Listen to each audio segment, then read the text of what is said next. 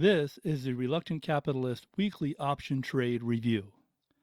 While the music plays, review our disclaimer and some definitions for this podcast.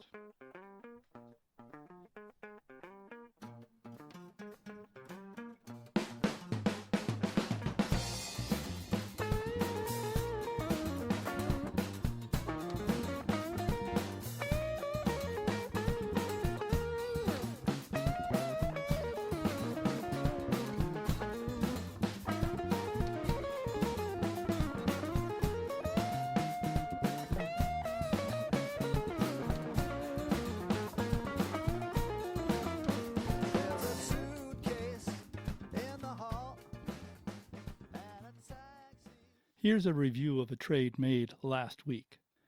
The stock was Visa, with a trade made on April 30th with an expiration of May 1st the next day. Visa also had their earnings announcements after the market close on April 30th. A naked put option was sold with a strike price of $167.50. The strike price of $167.50 was selected because it was below the cone of profitability, and there was a 91% probability that the stock price would close above the cone. The probability of success of this trade is then greater than 91%.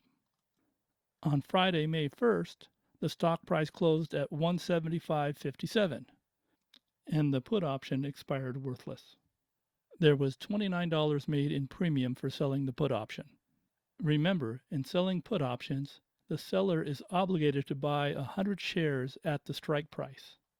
In this case, at $167.50 per share, $16,750 would be required to buy 100 shares.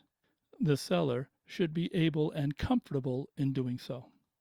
The results of this trade were $29 of premium was collected at a cost of $1 to make the trade for a net profit or net revenue of $28. The holding period return was 0.17%. Converting that to an annual return, it comes out to 42%. 250 days were used because this trade did not go over a weekend and there are about 250 trading days a year. Using 365 days would have calculated a higher percent return. And that completes the review of the trade made last week. Now a review of a trade plan for this week. Alexon Pharmaceuticals reports their earnings after the market close on May 6th. The plan is to sell a put option with a strike price of $87.50. The expectation is a 0.68% holding period return will be made for an annual return of 84%. The trade will take place over 2 days. These are estimates, and the actual pricings will change. Watch next week's webcast and we will review this trade. Thank you for watching. Until